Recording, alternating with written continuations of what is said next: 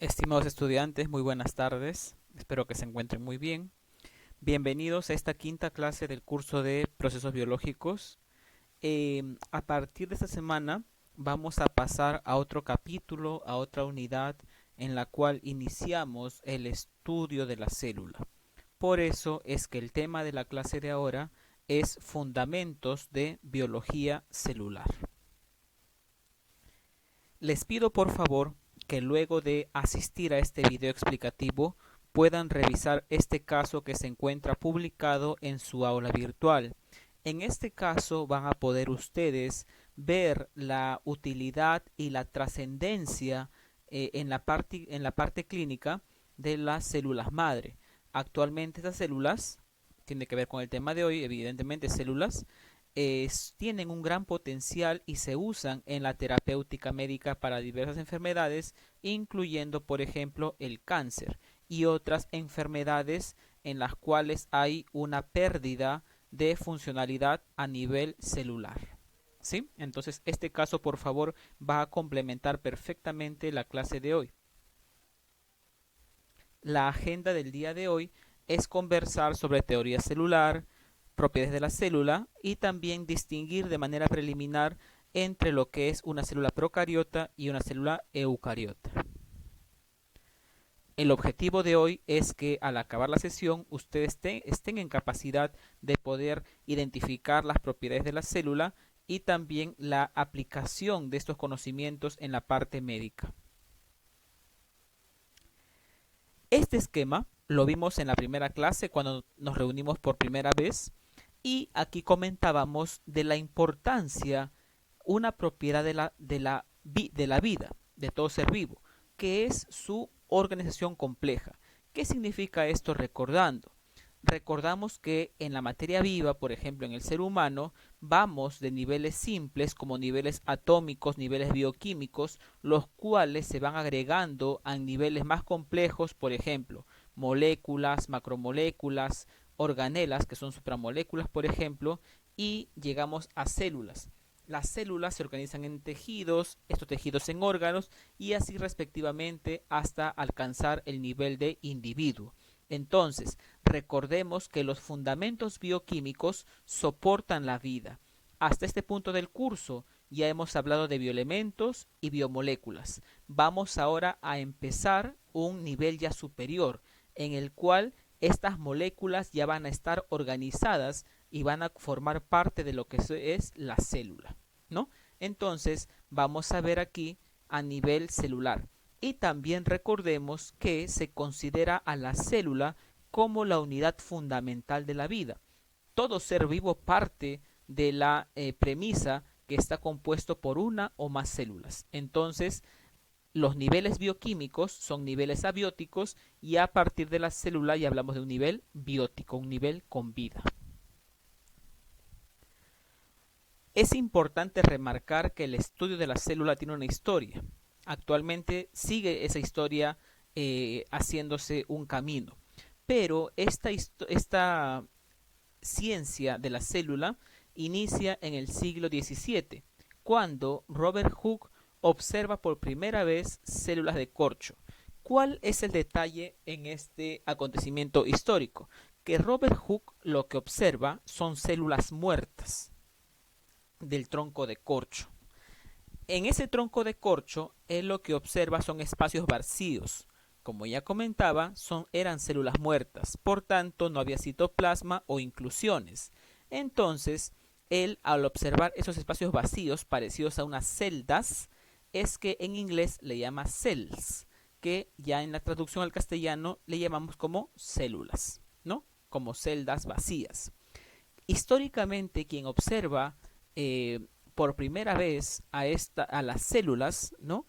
Es Anton van Leeuwenhoek. Él las nombra animalículos. ¿Por qué? Porque este comerciante de telas fabricó unas lupas que le servían para su comercio, para su negocio, pero su curiosidad hizo que él vea sustancias o también fluidos biológicos en los cuales él pensaba que habían animales pequeños, pero, oh sorpresa, no se trataba de animales pequeños, sino de microorganismos, que de acuerdo a sus dibujos aquí se pueden ver, al parecer eran bacterias. Para ese entonces, pueden ver aquí, 1676, no se conocía lo que era una bacteria o un microorganismo. Por eso es que él los bautiza como animales pequeños o animalículos. Ya años más adelante, los científicos empiezan a ocuparse en el estudio de la célula, ¿no? Entonces es Schleiden y Schwann quienes hacen los postulados de lo que es la teoría celular, los fundamentos teóricos de la célula, ¿no? Algo importante aquí que remarcar es que estos avances científicos no hubiesen sido posibles sin previamente la invención del microscopio, porque recordemos que estamos estudiando a una estructura microscópica, que es la célula. Entonces, incluso Robert Hooke tuvo que emplear un microscopio para ver a la célula del corcho. Entonces, la invención y el uso del microscopio representa un hito clave y fundamental para la biología celular. ¿Qué nos dice la teoría celular? La teoría celular tiene tres principios que aplican a toda forma de vida. El primer postulado nos dice lo siguiente: todos los seres vivos, todos los organismos se componen de una o más células. Y para ese ejemplo tenemos esta foto. Aquí tenemos a un organismo, una bacteria, por ejemplo. La bacteria es un organismo unicelular, se compone solamente de una célula. En cambio, este conejo también es un ser vivo, es un organismo, pero es un organismo pluricelular. Ambos son organismos vivos y cumplen con este postulado. Presentan una o más células. El segundo postulado indica que la célula es la unidad estructural de la vida. Y eso es cierto, porque en este caso esta bacteria, la célula brinda el soporte para esta estructura. En cambio, en este organismo pluricelular, la célula es la base que luego formará tejidos, órganos, sistemas y finalmente al individuo. Finalmente, el tercer postulado indica que las células provienen de otras células, ¿no? ¿Cómo interpretamos esto? Esta bacteria provino de otra célula anterior, la cual se dividió para dar paso a nuevas células. Igual en este caso este conejo. Este conejo es producto de la división celular, ¿no? Entonces, las células no se originan de la nada. Las células surgen de un proceso de división celular, en la cual se generan nuevas células. Tanto aplica para organismos unicelulares como también pluricelulares. Aquí podemos ver una imagen en el cual se está aplicando pues una ampolla, una inyección a una persona y acercándonos, haciendo muchos aumentos a la piel después de una aplicación de esta ampolla. Miren cómo es que se puede ver a nivel microscópico a la piel después de esta punción. Y aquí podemos darnos algo importante cuenta. Vemos una suerte de escamas. Y estas escamas que vemos aquí no son más que células epiteliales que están formando parte de la piel. ¿Se dan cuenta? Y esto ocurre a nivel microscópico. Un tema importantísimo aquí entonces es reparar en el tamaño de las células. ¿Qué tan pequeña es una célula? Para tener una idea, es que las células se miden en micrómetros o también llamadas micras. ¿Ok? Una micra equivale a 10 a la menos 6 metros. Esto significa un metro partido en 1.000.000 de partes. También es lo mismo decir que una micra equivale a la milésima de un milímetro. Entonces imaginen ustedes un milímetro partido en 1.000 partes. Eso es una micra. Es algo sumamente pequeño. Entonces vamos a ver aquí que los tamaños de la célula van a ser variables. Algunas células son más grandes que otras, por ejemplo, ¿no? En el caso de una célula animal, por ejemplo, los tamaños varían alrededor de los 10 micrómetros, ¿no? De 10 a 100 micrómetros, ¿ok? Y como ya también comentamos, aquí podemos darnos cuenta que para ver las células requerimos pues de un microscopio, ¿no? Pero también recordemos que de menos tamaño que una célula encontramos, por ejemplo, a las bacterias, ¿no? Encontramos a las bacterias que son más pequeñas que una célula eucariota, tenemos más pequeños a los virus, incluso de menor tamaño tenemos a las moléculas. Recuerden ustedes que las moléculas son agregados, ¿no? Son agregados bioquímicos. Entonces, de esta manera podemos observar aquí que vamos también de menor a mayor tamaño en esta escala. ¿Por qué importa hablar de la célula en nuestro curso? Porque ustedes en los siguientes cursos seguro que lleven, de anatomía por ejemplo, les van a comentar que las células se usan en la parte clínica para hacer diagnóstico o seguimiento de enfermedades, ¿no? Entonces, en el laboratorio usualmente observamos a las células, pero hay una dificultad, que las células no tienen color. Entonces lo que se hace es, una vez tomada la muestra, procedemos a hacer una tinción química. Empleamos reactivos químicos, los cuales, por ejemplo, se van a fijar al citoplasma o al núcleo. En este caso, podemos observar la famosa prueba de Papa-Nicolau, ¿no? Que aplica a las mujeres. En este caso, ¿qué se hace? Se aplica un raspado de la zona del cuello uterino, ¿no? Se hace un extendido en una lámina y se procede a hacer una coloración. Aquí podemos ver, por ejemplo, ya coloreadas a las células, algunas de color azul y otras de color rosado.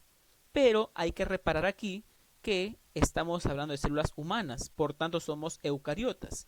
Y esta estructura de color más oscura que se ve al centro, casi circular, es el núcleo. Tenemos aquí nuestras células epiteliales nucleadas, en este caso procedentes de una vagina, ¿no? Usualmente cuando veamos una tinción como esta, el núcleo se va a teñir de color más oscuro por si acaso, ¿ok? Entonces, como se darán cuenta aquí, la observación de célula ayuda al diagnóstico. Por ejemplo, en un episodio de cáncer se podrá ver células con morfología alterada o incluso en sus núcleos que están alterados también, ¿no? Otra aplicación es cuando, por ejemplo, hablamos del hemograma. Quizás a ustedes alguna vez le han mandado a hacer un hemograma en el laboratorio clínico y lo que se hace es, a partir de una gota de sangre, en una lámina portaobjetos hacemos un extendido, un frotis, y esa sangre hay que teñirla. Cuando la teñimos y vemos al microscopio, vemos esta imagen, en la cual observamos una gran cantidad mayoritaria de glóbulos rojos, los cuales aquí pueden ver parecen una suerte de donas o de picarones, ¿no? En cambio, también vamos a encontrar aquí otras células. Por ejemplo, aquí tenemos linfocitos con un núcleo, miren aquí, morado bien grande que casi ocupa toda la célula. Y también aquí tenemos a dos polimorfos nucleares, los cuales podemos ver también un núcleo que es más oscuro y este núcleo parece partido, está lobulado. ¿De acuerdo? Entonces, miren la importancia del estudio de la célula y lo tan común que se hace en el laboratorio clínico. Las células tienen propiedades que son fundamentales para la vida. Veamos cuáles son. Primero, que las células son muy complejas y organizadas estructuralmente. No solamente estructuralmente, sino que también a nivel bioquímico. Dentro de la célula, veremos en las siguientes clases, ocurren una serie de reacciones químicas complejas y organizadas. Hay estructuras internas que están perfectamente coordinadas también. También las células presentan un programa genético. Así como las computadoras tienen un procesador que le permite operar, la célula también cuenta con un programa y ese programa es a nivel genético.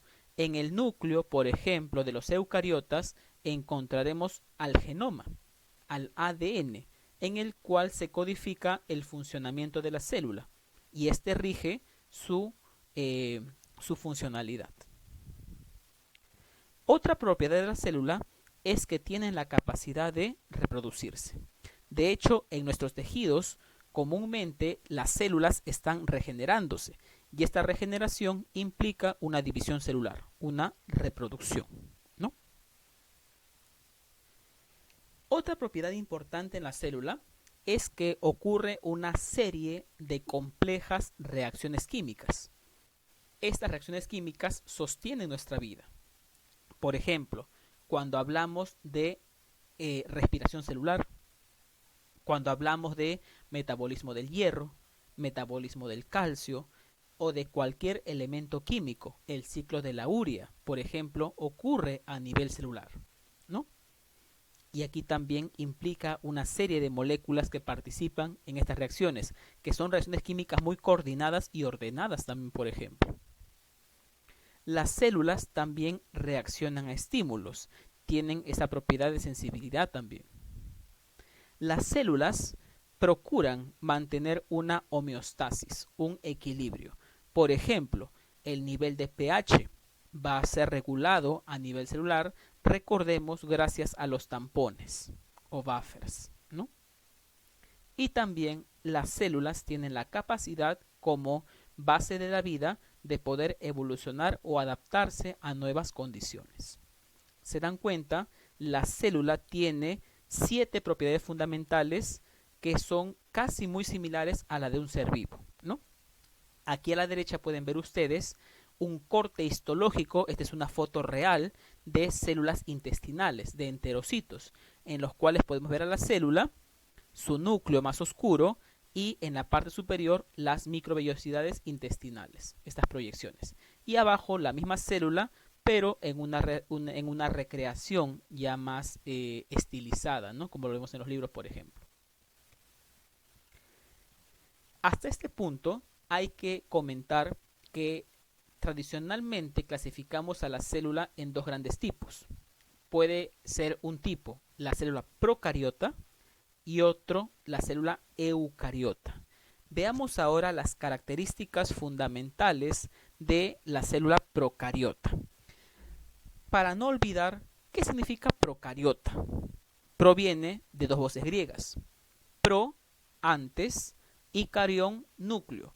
¿Por qué? Porque históricamente y evolutivamente se sabe, por hipótesis, que estas células fueron las primeras que aparecieron en la historia de la Tierra.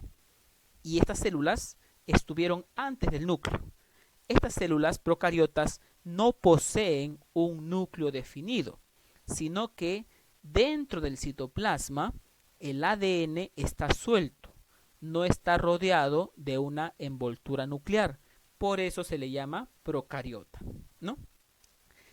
Estructuralmente, una bacteria, por ejemplo, que es procariota, es más simple a comparación de una eucariota.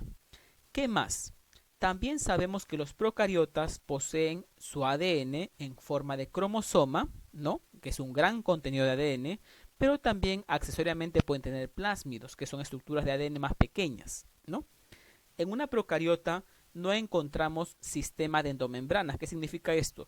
Una bacteria, por ejemplo, no tiene Golgi, no tiene retículo, por citar algunos ejemplos, ¿no? Quizás la única organela similar con una eucariota es que los procariotas poseen ribosomas, aunque también hay una diferencia en cuanto a estructura, pero son ribosomas al fin y al cabo, ¿no? Otra propiedad importante de los procariotas, en este caso de bacterias, por ejemplo, es que poseen una pared celular. Esta pared le confiere una protección a la célula, una estructura como tipo una barrera, ¿ok? Entonces, esta es la célula procariota, en la cual, no olvidemos, no hay una envoltura nuclear. El ADN está suelto en el citoplasma. Aquí vemos entonces también una estructura bacteriana típica, procariota, en la cual vemos aquí una representación, ¿no? Esquemática, bonita, pero a la derecha vemos una foto real. Si nos damos cuenta también, este tamaño, miren, el tamaño es de 0.5 micras. Y aquí también un punto importante que no hay que olvidar es que las bacterias, ojo, las bacterias, los procariotas, suelen ser más pequeños que una eucariota. Ese dato no olvidar, ¿no? Entonces, aquí vemos al interior, recuerden, su material genético de la bacteria, poseen también ribosomas, poseen también una membrana celular que la envuelve y al exterior una pared celular. ¿Ok? Algunas bacterias, por ejemplo, presentan movilidad y esa movilidad es gracias a la presencia de los flagelos, por ejemplo, ¿no? Dijimos que las células se reproducen, proceden de una división. En el caso de los procariotas, la célula procariota tiene una división particular. Esta división se llama fisión binaria. Para no olvidar, ¿qué significa fisión? Fisión es lo contrario de fusión. Es decir, fisión es separación. ¿Ok? ¿La separación de qué? La separación de las células. ¿Cómo ocurre esto? Miren aquí. Tenemos una célula procariota con su material genético, aquí es el cromosoma. Lo primero que ocurre aquí es que esta bacteria, por ejemplo, copia su cromosoma. Genera dos copias idénticas. ¿Ok? Ahora, aquí tenemos que esta bacteria, cuando se va a dividir, lo primero es copia su genoma, su información genética, y esta célula se va a alargar, va a crecer en volumen. Miren aquí, se sigue alargando el contenido de la célula hasta el punto en el cual en la parte central ocurre una constricción que va a hacer esta separación para que finalmente la célula genere a dos células hijas. Por eso se le llama fisión binaria, porque implica una fisión, una separación y se generan al final dos células. Por eso binaria. ¿Ok? Aquí vamos a ver una animación en la cual ustedes pueden ver, miren qué rápido las bacterias se dividen. Miren, de una salen dos, de dos cuatro, de cuatro ocho y así se van dividiendo. Por eso es que una infección bacteriana puede avanzar muy rápido, porque su división es realmente exponencial, es muy rápida. Fisión binaria. El otro tipo de célula es la célula eucariota. Aquí tenemos a el término también al vocablo griego.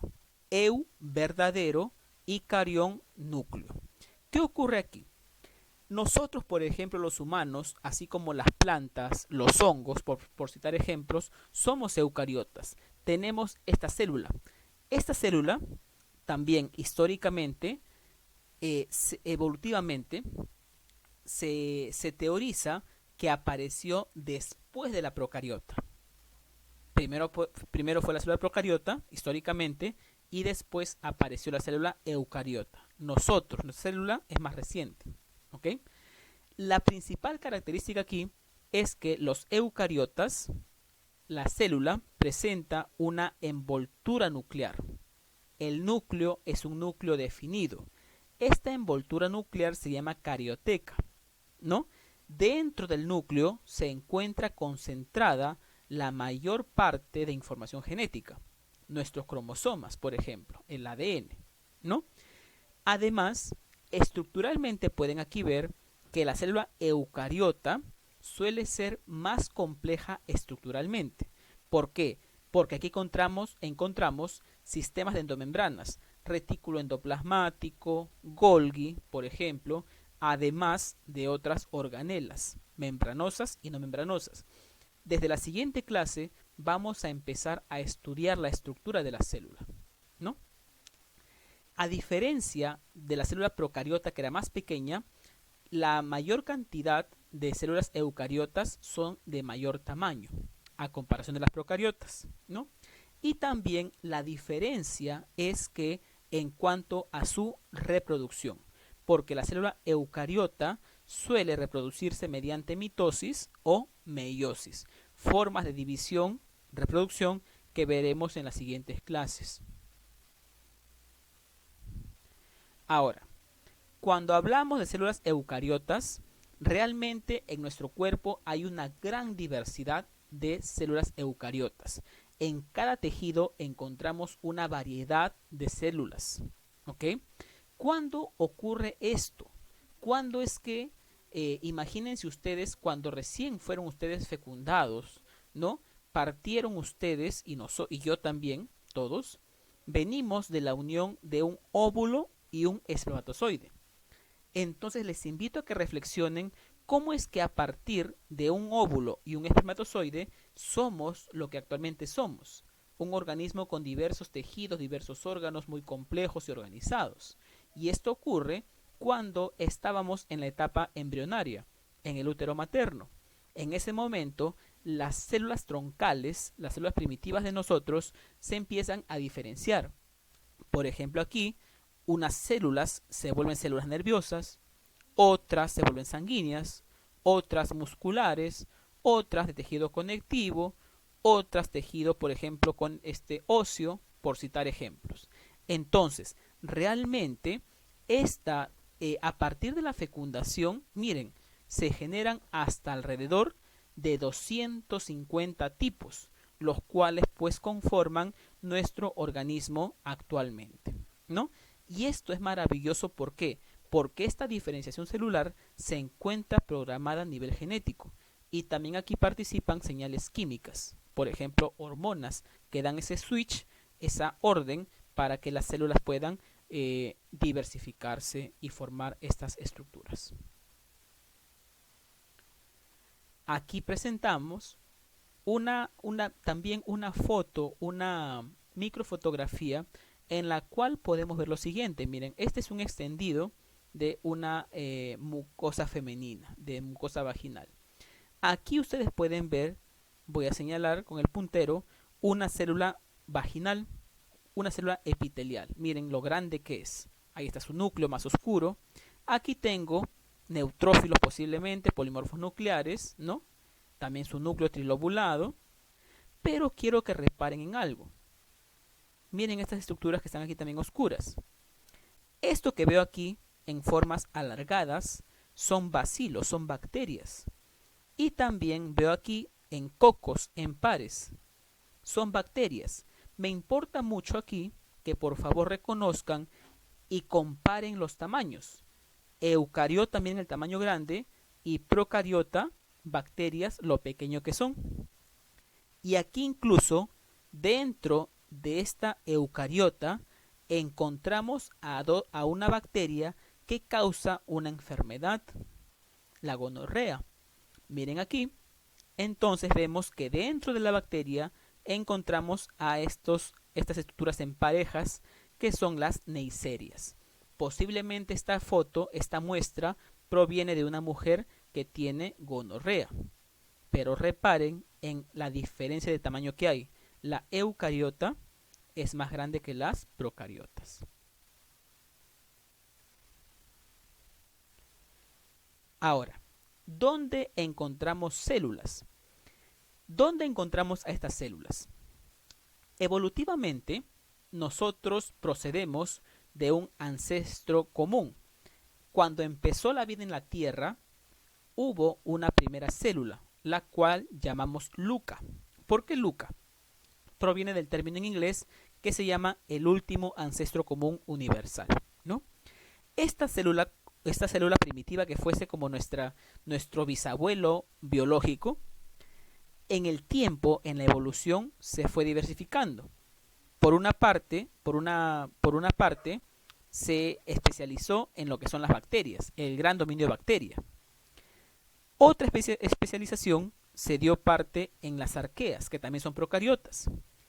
Y el tercer dominio, el eucaria, ya implica organismos eucariotas. ¿Por qué hago esta línea que separa a este esquema? Porque tenemos aquí que los dominios bacteria y arquea poseen células procariotas, carentes de núcleo. En cambio, en el dominio eucaria si encontramos organismos con células con un núcleo definido. Por ejemplo, aquí en Eucaria encontramos a los protozoarios, a los hongos, plantas y los animales. Una pregunta quizás final. ¿Qué hay de los virus? Realmente aquí los virus representan hasta ahora un debate en la ciencia. Pero lo que sí sabemos es que los virus, como el coronavirus por ejemplo, no son células, solamente representan un agregado molecular complejo. Esta es una macromolécula, la cual por ejemplo presenta proteínas y también ácidos nucleicos. Aquí podemos ver al coronavirus que justamente su estructura de corona viene dada por la presencia de estas proteínas. Proteínas que el virus usa para infectar a nuestras células. Y dentro del virus encontraremos también lo que son ácidos nucleicos. En este caso, en el coronavirus encontramos ARN. Ahora, aquí el tema es, ¿por qué los coronavirus no son células o no son seres vivos? Porque recordemos que por teoría celular, todo organismo vivo debe tener células. Y aquí, evidentemente, coronavirus ni otro virus presenta células, solamente presenta una estructura a partir de moléculas. Otra propiedad importante, dijimos también por la teoría celular que toda célula se reproduce. En este caso, el virus no se reproduce por sí mismo, sino que se replica, pero usando a otra célula. Por sí solo no puede hacerlo este virus. Por esas dos propiedades fundamentales es que podemos concluir, de acuerdo a la teoría celular, que los virus no son seres vivos.